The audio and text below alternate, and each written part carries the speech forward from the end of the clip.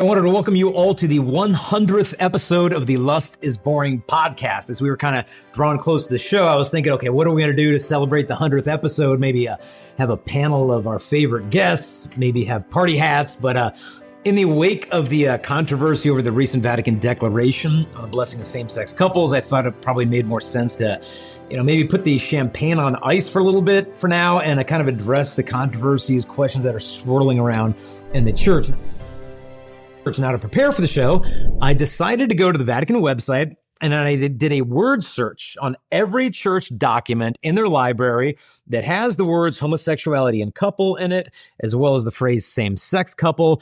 And I discovered something very interesting that we're going to share a little bit later in the show. But since it is our 100th episode, I wanted to especially say thank you to all the patrons. You know who you are, who've been able to support this program through the years. We've had some pretty incredible interviews over the years. The most number one listened to show was actually the episode called Should Christian Women Wear Bikinis? And in that interview, a young college-age woman shared why she kind of switched away from those outfits and made some really interesting points, like why women in bikinis rarely make eye contact with men at the pool or the beach. So check out that episode. One I liked real recently by Bishop Eric Varden. This guy's a bishop and a monk from Europe, and he talked about how to master temptations like a monk. A lot of gems in that interview. We've done some neat ones with non-Catholics as well. I'm thinking in particular the one with Jay Stringer, counselor. He talked about what your sexual desires reveal about you. I also enjoyed the interview we did with Vanessa De Silva. This is the woman who played the role of the woman at the well in the Chosen series. So that one's in the archives if you want to check it out. We've done some episodes addressing some pretty sensitive subjects like the unintended harms of purity culture and an episode called Idolizing Virginity. So if you want to look at those, please go check out the archives, like and subscribe, hit the notification bell. And if you want to support what we're trying to do here, please consider becoming a patron yourself to support this. You just go to the show notes, hit patreon.com/Jason Evert, and just become a member of that community to help us to spread this message. Now, our most recent interview we did was on the topic of the Vatican document that just came out called Fiducia Supplicans. It spoke about the possibility of priests offering spontaneous blessings for same-sex couples. And I encourage you to listen to that in that episode if you haven't already, to give it some context here today. But more importantly, read the document, read the declaration. I'm going to put the link in the show notes. Now, in regards to the responses that we got from that show, honestly, it was amazing to read. Some people were saying, Jason, thank you. I felt the exact same way. This is so confusing. Other people said, no, you're just too rigid. Church needs to change your teaching anyway. Other people actually said we should just all leave the church anyway before losing our souls. They said the smoke of Satan has entered the church. It's basically time to jump ship before the whole thing sinks. Now, some people said the opposite. They said, look, anyone who disputes the idea of blessing same-sex couples is just a heretic. You're just a bad Catholic. You're just creating division and scandal in the church.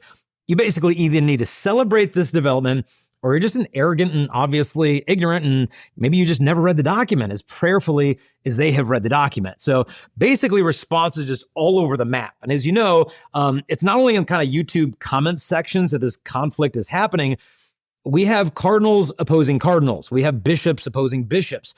I don't know if you know this, but there's actually an entire Wikipedia page trying to log all of the Episcopal conferences, cardinals, bishops, and religious congregations who are opposing the document. And I think what makes this extra tricky is that it's not just like conservatives over here and progressives over there, not to use, political terms, but it's not like we have all people in one corner. It's not like, ladies and gentlemen, like in this corner, hailing from Duluth, Minnesota, weighing 210 pounds, Father Mike Schmitz, and then in this corner from New York City, Father James Martin. It isn't like that right now. You've got faithful Catholic influencers all over the map on this one. This one says it's good. That one says it's blasphemous. I mean, objectively, this is really a confusing time to be Catholic. And some are saying, look, it's not confusing. The document is clear. If you disagree, you're a heretic. Other people say, no, what's confusing about the document? It itself is heretical.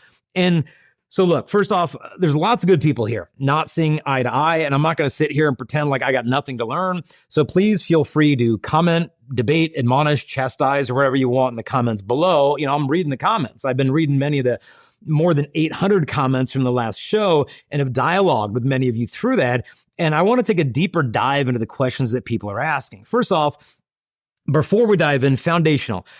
Individuals who experience same-sex attractions or who are in irregular unions need blessings. Like all of us need blessings. I mean, especially you think about people in same-sex, experience same-sex attractions, consider the challenges they face. They could be rejected by their family, experiencing isolation, spiritual struggle. So yeah, like, dude, come get your blessing. The church sees you, the church loves you and calls you, as she does all of us, to repent and believe in the gospel. Every individual needs these blessings. So where's the problem? What's the questions? Main question we're getting is like, well, can you actually disagree with the Pope and disagree with this document and still be a loyal son or daughter of the church? Well, it depends. What you mean by disagree with the Pope. You think of St. Catherine of Siena. When the popes were over in Avignon, France, she was encouraging Pope Gregory, I think it was the 11th, to go back to Rome. Pretty insistent, too. Basically saying, look, if you don't go back there, you're going to go to hell. Pretty bold. She even urged the Pope to ignore the advice of some of his own cardinals. And listen to this quote in a letter that she sent to the Pope. This is St. Catherine of Siena. She said, I have prayed and shall pray, sweet and good Jesus, that he free you, Pope, from all servile fear, and that holy fear alone remain. May ardor of charity be in you in such wise as shall prevent you from hearing the voice of incarnate demons. It's a kind of pretty dicey way to speak about cardinals. And she says, and heeding the counsel of perverse counselors, settled in self-love, who, as I understand, want to alarm you so as to prevent your return, saying you will die. And she says, up, Father, like a man. She writes as the Holy Father. He gets these letters and decides, okay, time to head back to Rome. And as a little side note, she wrote that when she was 29 years old to the Pope. Awesome. Now, I got St. Paul in Galatians also standing up to Peter, where he basically said, I withstood him to his face because clearly he was in the wrong. And in that context, he's speaking about the hypocrisy of Peter, kind of excluding the Gentiles from table fellowship. And some people will say, well, look, he's just excluding the Gentiles, basically just a behavioral thing. He's calling them out on his hypocrisy. Well, were these people heretics? Peter and Catherine of Siena? No. But those people were calling out, you'll say, the behavior of the Pope. It's not questioning a magisterial document, but what about the bishops who don't want to implement the document and are actually telling their priest not to do it?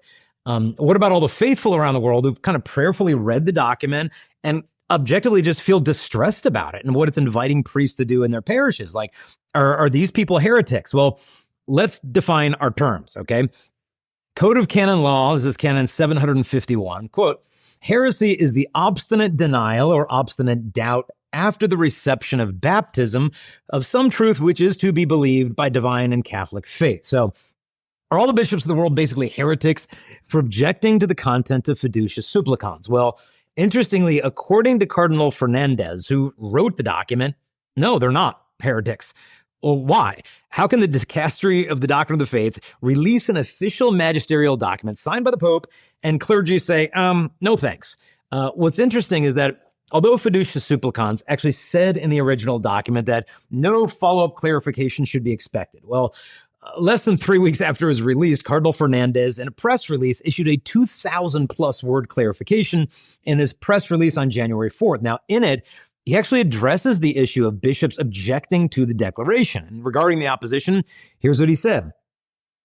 What is expressed by these Episcopal conferences cannot be interpreted as doctrinal opposition because the document is clear and definitive about marriage and sexuality. So, in other words, according to Cardinal Fernandez, Fiducia Supplicans does not change anything about the church's 2,000-year-old unchanging teaching on marriage and sexuality or the sinful nature of homosexual acts. So the doctrinal teachings of the church are not being changed. Therefore, if someone disagrees with the pastoral approach that's presented in Fiducia Supplicans, they're not guilty of heresy because the declaration didn't change anything doctrinal. Fernandez actually, in his press release, even leaves room for the bishops to not introduce the practice of blessing same-sex couples. Listen to the press release. He said, in some places, no difficulties arise for their immediate application, while in others, it will be necessary not to introduce them. Each local bishop, by virtue of his own ministry, always has the power of discernment in loco, that is, in the concrete place that he knows better than others, precisely because it is his own flock. So Fernandez actually says it is necessary in some areas not to offer same-sex blessings, and that's kind of left up to the jurisdiction of the local bishop. But he then kind of goes on and he says, prudence and attention to the ecclesial context and to the local culture should allow for different methods of application, but not for a total or definitive denial of this path that it proposes to priests. The real novelty of this declaration, the one that requires a generous effort of reception and from which no one should declare themselves excluded, is not the possibility of blessing couples in irregular situations. So, well, then what are we supposed to make of all the bishops, so many of them in Africa? And it's not just in Africa. I mean, you got Poland, Kazakhstan, the Ukrainian, Greek Catholic Church, some in Asia. There's actually 10 bishops from 9 different dioceses in France. There's religious orders here, like the Marians of the Immaculate Conception, that are just saying no to it. Now, why? Like, what's the big fuss? Like, why are they not implementing the directives to bless same-sex couples? Like, what's their whole hang-up? Well, after the document was released, Cardinal Fernandez actually gave an interview to The Pillar, and he explained why he thought African bishops were hesitant. This is what he said. He said, I well understand the concern of the bishops in some African or Asian countries, in places where being gay might put you in prison. It's likely that the bishops do not want to expose homosexual persons to violence. Well, is this why so many bishops in Africa are actually saying no to this? Is this really the kind of hang up that the African episcopate is having? Well, let's actually listen to the Africans and see if you agree. This is an excerpt from a homily by a bishop in Malawi. This is Bishop Martin Mutumbuka. I love the names. After he explains how vocations and the faith are basically dead in Europe, because they're basically just watering down the faith in the church in Europe, and there's no faith within the family, so there's no vocations. Take a couple minutes and listen to why he says they don't want to implement this document. We, the bishops, especially in this part of the church, are very quick and strong to criticize elected or appointed leaders when they say or do stupid things. We are morally obliged to respond with the same force and even greater force when such stupid ideas are being championed within our ranks. And worse, they are not just stupid ideas, but they are heresies. These heresies should never be accepted. No one should be forced to accept heresies of this type. Anybody who champions a teaching that contradicts the word of God is championing a heresy, which should not be obeyed. My brothers and sisters, I would like to be very clear here that it is very sad, really, that this is happening in the world where some pastors, I would call them tired pastors, sing the word of God where it is very difficult. The difficult part should be chopped off and make it as simple as possible. Where pastors sing the word of the cross of Jesus Christ, when it is too heavy, it should be chiseled out until it can just be put in a pocket. But we in this part of the church would have nothing to do with this madness of suggesting that conversion can be promoted by promoting homosexuality and similar tendencies. We will not accept that our youth be misled by pastors who are tired of their faith. We will not follow our fellow pastors who, like Judas, are betraying Jesus today and the deposit of faith that the apostles left, Jesus left with the apostles. We will fight heresies regardless of whose mouth they come from. It is very sad that after 2,000 years of converting people from paganism to Christianity, Now some of our brother tired pastors are trying to convert the Christians back to paganism. My friends, if we accept that homosexuality is compatible with the Word of God, what is stopping us, preventing us here in Africa from baptizing polygamists with 3 or 5 or 10 or 12 wives? Let us not bow to deviations from the gospel just because those deviations are common in rich and popular societies. We in this part of the church, our opposition to this very dangerous heresy, which champions homosexuality as a way of converting people, primarily in search of cheap popularity. We are prepared in our opposition to this heresy to walk the whole way that the martyrs of Uganda walked. We are not going to be silenced. We will not accept it that our young people are forced to become ashamed of being Catholics, that our young people become ashamed of belonging to the Catholic Church, because somewhere some pastors want to please societies that are rich and powerful. We will continue to say polygamy contradicts the Word of God. We will continue to say homosexuality contradicts the Word of God. We will fight this to the very end like the martyrs of Uganda. And so help us, God. Now, you'll notice the reference there to the martyrs of Uganda. What he's talking about is Charles Lwanga and his companions. These are more than 20 young people that were actually martyred, burned alive, because they rejected the sexual advances of a pagan Ugandan king who wanted to engage in homosexual acts with them. So we actually have a bishop here stating that he would rather die. He'd rather be burned at the stake than implement the practices of fiducia supplicans. And if you think that's dicey, listen to how he ends another one of his homilies. After he talks about the faithful in his area will actually walk for 2 days to come to Mass to see him, whereas basically nobody does that in Europe. Listen to how he wraps up this homily right before Christmas. But please, my brothers and sisters, forgetting and ignore this controversial and apparently blasphemous declaration in its entirety and have a peaceful Christmas. Amen. So while there may be kind of elements of truth in what Fernandez said, it's like some countries do have laws in place, like Nigeria, that are hostile to kind of people who identify as same-sex attracted. I think Fernandez is really missing the mark here. And I also think he kind of uses really problematic language that isn't even isn't Catholic. Listen to what he says. He says, the mere fact of being gay.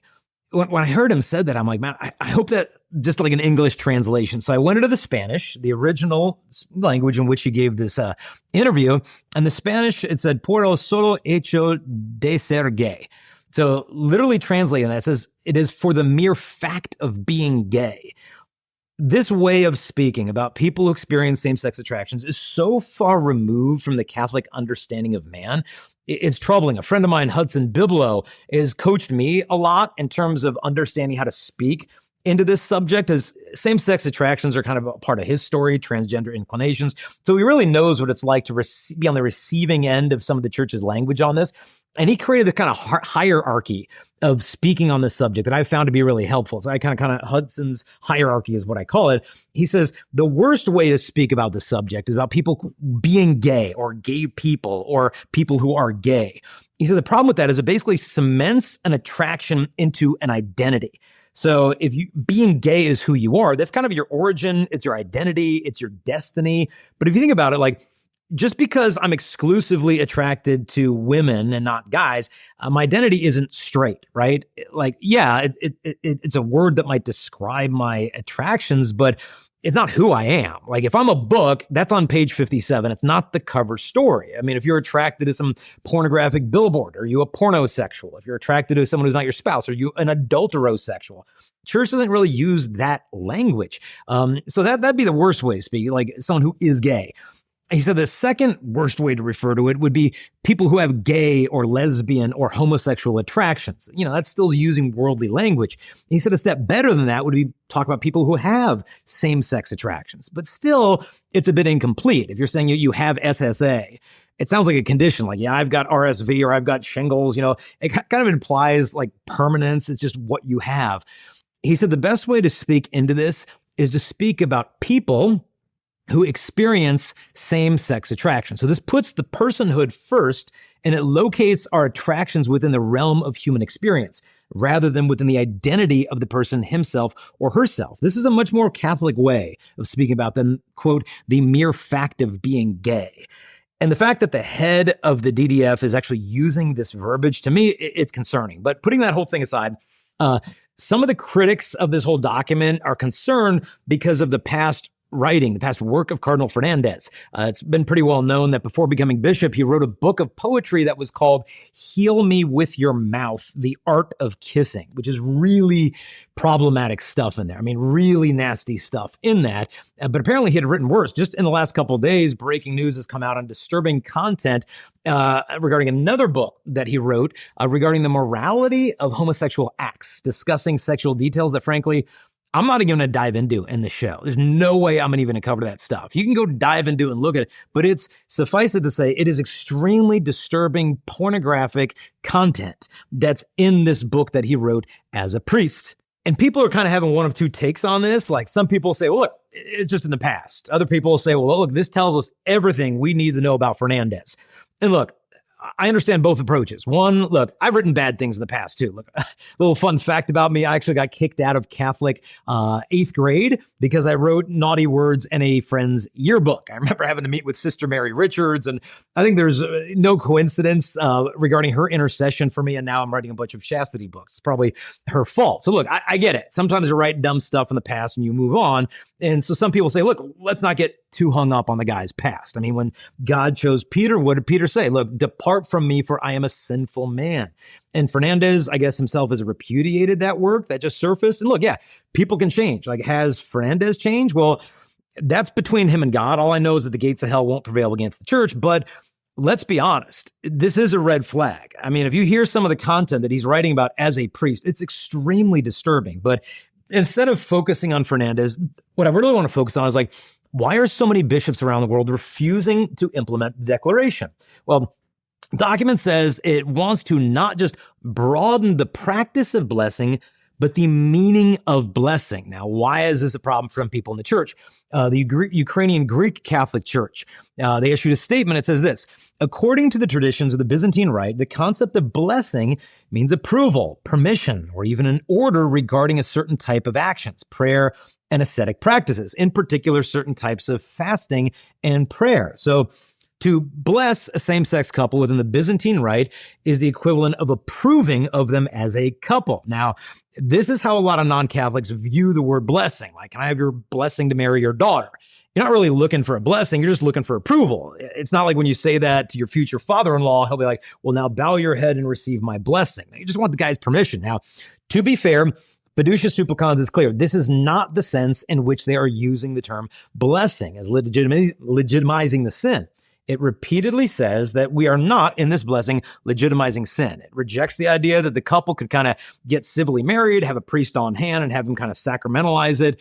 And because the document is clear on that, and the point is reiterated in the subsequent press release, some people are saying, look, see, there's nothing to be concerned about. It's not changing Catholic doctrine, but is this kind of disclaimer sufficient? Does this resolve all the problems of the document?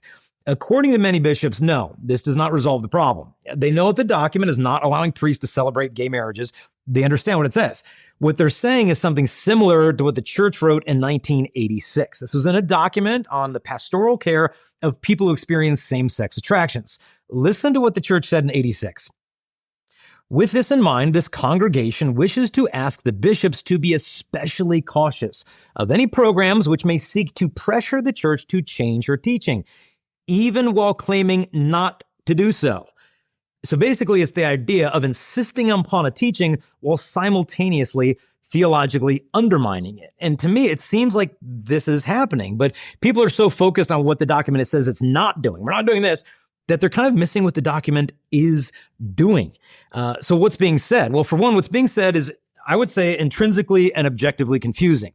It's not just like uneducated, prideful people who kind of lack a spirit of docility. They don't get it. Like, it's confusing. This is why the Vatican is actually now getting flooded with requests for papal same-sex blessings for couples, so couples can kind of like hang up their framed papal blessing in the house. They figure, okay, this is not liturgical.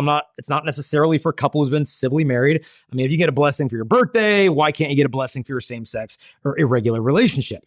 Now, it remains to be seen what Pope Francis is going to do with these requests, because it kind of does put him in an interesting position. Odds are, my guess would say, they're just going to say no, because like Fiducia Supplicans invites spontaneous, short, in-person blessings, nothing kind of formal like this. Now, the original document released by the DDF did say that they want to avoid all confusion, and so the blessings should not become a liturgical or even semi-liturgical act. But here's the problem with that. What is semi-liturgical? If you were to ask me, Jason, you've got a master's degree in theology, name 5 things in your life that are semi-liturgical.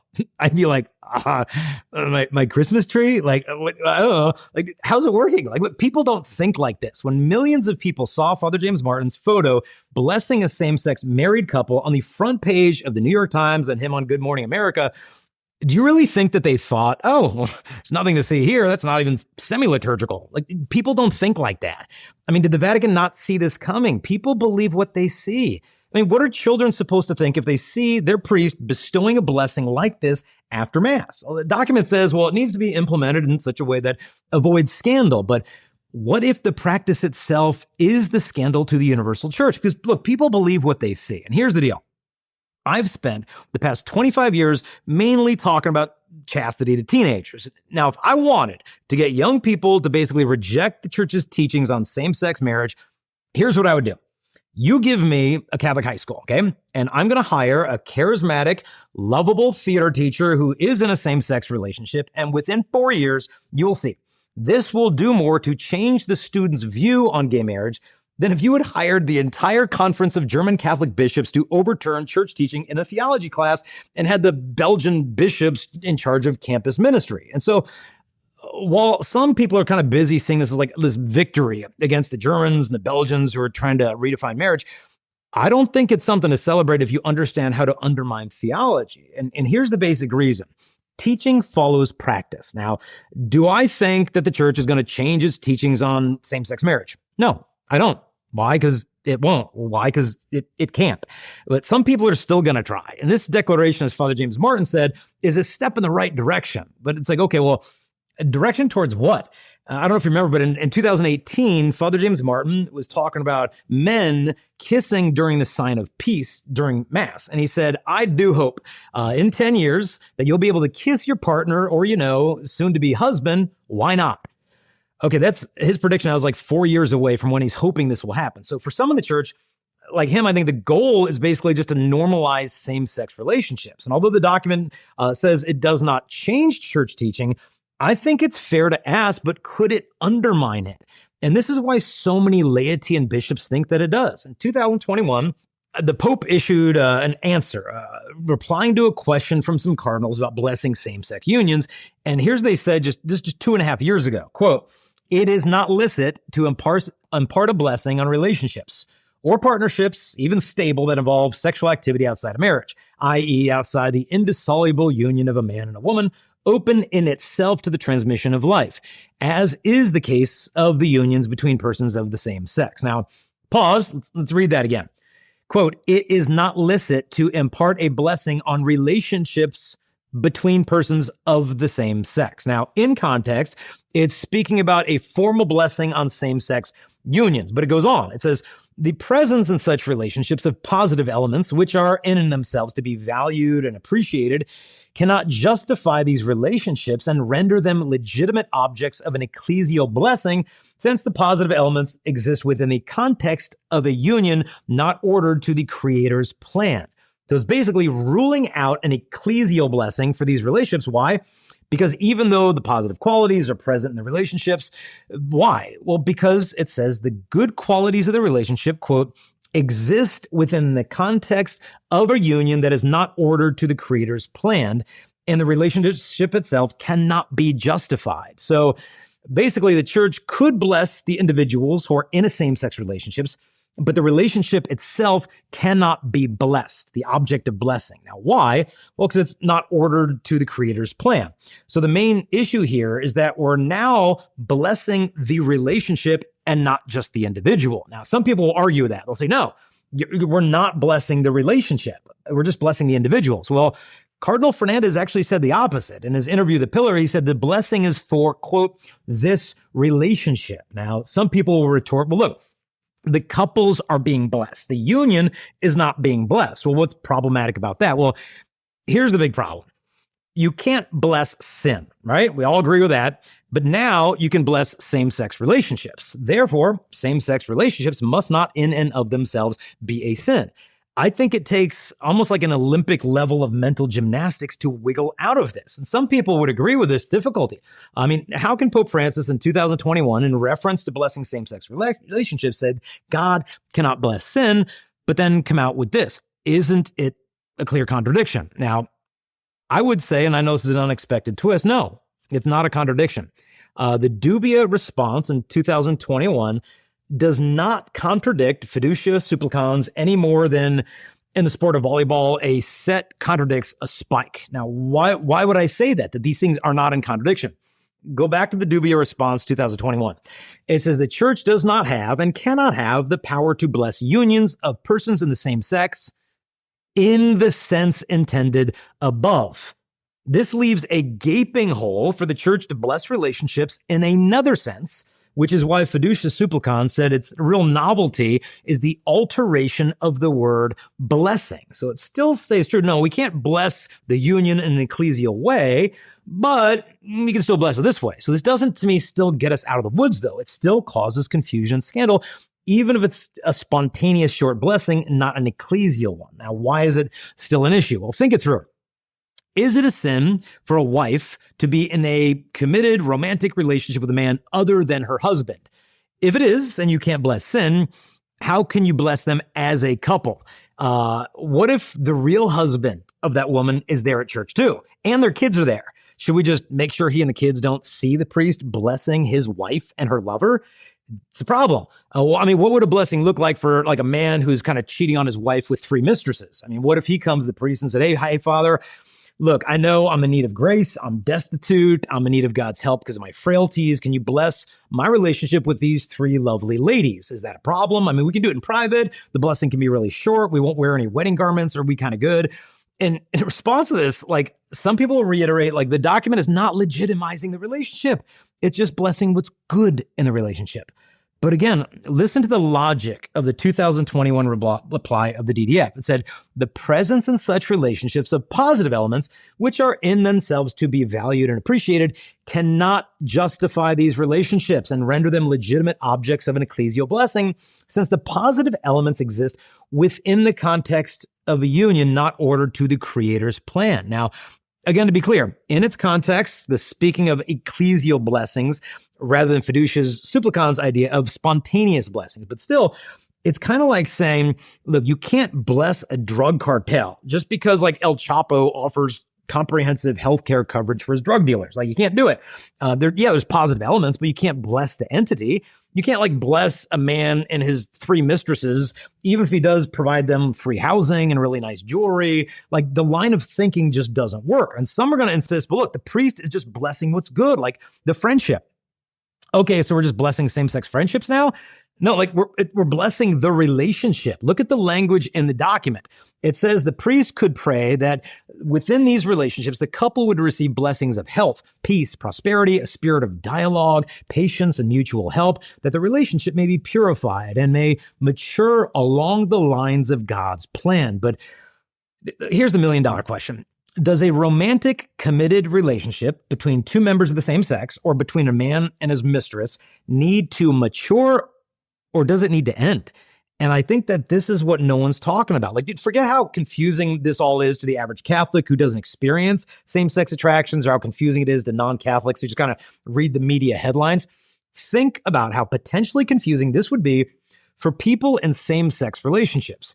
I mean, how could it not feel like a bait and switch? I mean, here's why. I mean, first off, how many people in same-sex relationships who want to receive this blessing will have read the document and know that they need to approach it destitute, asking that God, their relationship conform to his will? I don't know, like 1%. What they do is they see the images online, they read the headlines, and they just think, oh, well, we want that. I love God. We want him to bless our relationship too.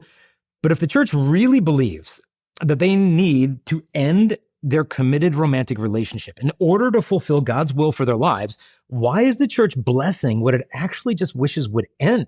I mean, after receiving the blessing as a couple, the two are probably going to either feel, one, confirmed in their relationship because they don't really understand church teaching, or they're going to be confused about the relationship afterwards, after the blessing, because it doesn't really feel like much of a blessing for the church to really pray that the relationship would end. I mean, for example, consider this point. This was made by Father Chris Alar of the Marians of Immaculate Conception. Check out this quick clip. Those who ask for a blessing to seek to justify their relationship before God don't realize that it is exactly their relationship that separates them from God. If your relationship is non-sacramental, you are in a sexual relationship, heterosexual or homosexual, that's not in marriage, your very union prohibits God from entering the relationship. So here's the point, everybody. Your relationship is a roadblock to God's grace. Why would we bless the roadblock? To deal with this kind of contradiction, some people are trying to kind of water down just the word couple. Well, couple is just like a pair. It's like a number. Like there's a couple of socks in the drawer. There's a couple of people on the bus. Just read. We got to read the document. We want to reduce these two people to just a pair or a number. Well, good luck telling them that. Like, you guys are just kind of like a couple people on a bus. You're just like a couple of socks in the drawer. Like, what? Like, no, like, we're civilly married. We're in each other's wills. We have 3 adopted kids. We've been together faithful to each other for 34 years. We're more than a number. And so read the document. It's clear. A couple is more than a couple of people. That's why if there's like, I don't know, like 3 donuts left in a box, you don't talk about there being like a throuple of donuts. Okay. Like, look, words have meanings, and the use of the word couple in this context is the issue. This is why 10 bishops from France, representing 9 dioceses, released a statement telling their priests that they can bless individuals, but not couples. And this is what they said. Fiducia supplicans, quote, does not explain the reasoning which moves it from persons to couples. The word couple, the bishop said, has a particular meaning which deserves explanation from the Vatican. In this context, the statement continued, it is therefore right, as the declaration underlines, not to contribute to creating confusion or scandal. This is why it is appropriate to bless spontaneously, individually, each of the 2 people forming a couple, whatever their sexual orientation, who ask God's blessing with humility and with the desire to conform more and more to his holy will.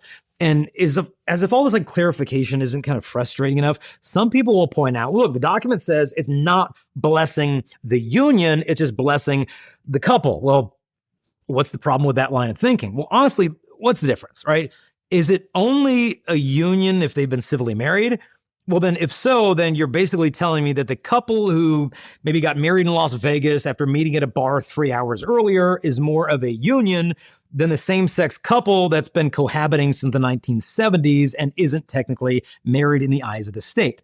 Like, if they're not a union, why are they a couple? I mean, when do 2 people officially become a union? Because apparently we can't bless that, but we can bless the couple. So priests can bless the relationship, but not the union. I mean, talk about confusing. Here's why Catholics are finding this document so bewildering. Previous church documents always referred to people who were in same-sex relationships as unions. They always steered away from using the word couple to describe two men or women in a romantic union. And this is a big deal. In fact, what I did is, as I said at the top of the show, I went ahead, got on the Vatican website, did a word search of every church document in their entire library has the word homosexuality, couple. I use the phrase same-sex couple, homosexual couple, searched all the Vatican documents. And do you know how many documents there are in the history of the church that refer to people in a same-sex relationship as a couple before fiducia supplicans? None. Zero. Every single time the word couple is mentioned in a church document, it's exclusively being used to describe husbands and wives or those preparing for the sacrament of marriage. In fact, 20 years ago, St. John Paul II issued a document to the church in Europe, and he was talking about the attacks on marriage and the family. Listen to what he wrote. He said, the value of marital indissolubility is increasingly denied. Demands are made for the legal protection of de facto relationships as if they were comparable to legitimate marriages. And get this, and attempts are made to accept a definition of the couple in which difference of sex is not considered essential. So in the eyes of St. John Paul II, sexual complementarity is essential to the idea of two people even being a couple. I mean, think about like a coupling link and rigging or railroads. Complementarity is essential for connection. It's just basic engineering. Now, upon hearing this, I think it's understandable that some people would react and say, but look, like these two men or these two women are in a relationship. You can't deny that. And look, I agree. They are in a relationship. I'm not going to argue with that. I know many of them personally. I personally love them. I know they do care about each other in many ways. And some of them have felt that they have discovered like more genuine love in this same-sex relationship than in anything else in their lives. And I don't deny that this has been kind of their lived experience. And I actually know of same-sex relationships where the two basically seem to live in a more harmonious and respectful, loving partnership than some Catholic husbands and wives who frankly can't stand each other. But the key to look at here is that genuine feelings, whether they be absent or present, do not create a marriage. And this document, to be clear, does not redefine marriage. It isn't saying that same-sex acts are now blessed by God. What it's inviting is that those within same-sex relationships or regular situations, that they come and receive a blessing from God. And personally, I feel that the best path forward on this is what the French bishops have suggested. Hold fast to the church's teachings on marriage, which fiducia supplicans does, reiterating it's between a man and a woman, but then agree with the document that all people need grace no matter what the situation. But I encourage the priest to bless those who are in same-sex relationships as individuals rather as a couple, kind of to avoid the scandal, all this unnecessary confusion. In doing so, these individuals who are receiving the blessing are not going to be deprived of a single grace to live out the will of God in their own lives. And so read what the French bishops said. They said, in our society, where marriage has become trivialized by becoming a notion of civil law that ignores the foundational specificity of sexual difference, we have the mission to prophetically affirm with gentleness and respect the great beauty of God's design that created the human being, male and female, and that Christ recalled. In this context, it is right, as the declaration emphasizes, not to contribute to creating confusion or scandal. For this reason, it is appropriate to spontaneously bless individually each of the two persons forming a couple, whether their sexual orientation, who humbly ask God's blessing with the desire to conform more and more to his holy will. And so how should priests interpret and implement the document? What I would say is think about how you would pray for someone you love who's in a same-sex relationship. Consider what that prayer would actually sound like before God. Lord, I pray for David and I pray for Philip. They would open up their hearts to kind of listen to your voice, calling them back to you, help them discover the love you have for them. You would be praying for each of them as persons rather than for their entity that is their romantic relationship. And so what is going to become the whole matter? I think time is going to tell. I mean, who knows what's going to come out in the news tomorrow? Some people have actually mentioned that the messages given by Our Lady and the apparitions of Our Lady of Akita seem to be unfolding. The apparition said of Our Lady, the work of the devil will infiltrate even into the church in such a way that one will see cardinals opposing cardinals and bishops opposing other bishops. Is this the end? I don't know. All I do know is that Christ promises are not going to be broken. The gates of hell will not prevail against the church. We don't need to be afraid. Maintain your peace. Sometimes I think we just need to have the disposition of St. John the 23rd, who at the end of a long day serving the church, kind of looked out the window of the Vatican to the world and said, God, it is your church. I'm going to bed. Hey, before we go, this past summer, we got to go to World Youth Day over in Portugal. And one of the highlights of the trip for me was getting to see some amazing relics, one of which was the personal rosary of Blessed Pier Giorgio Frassati.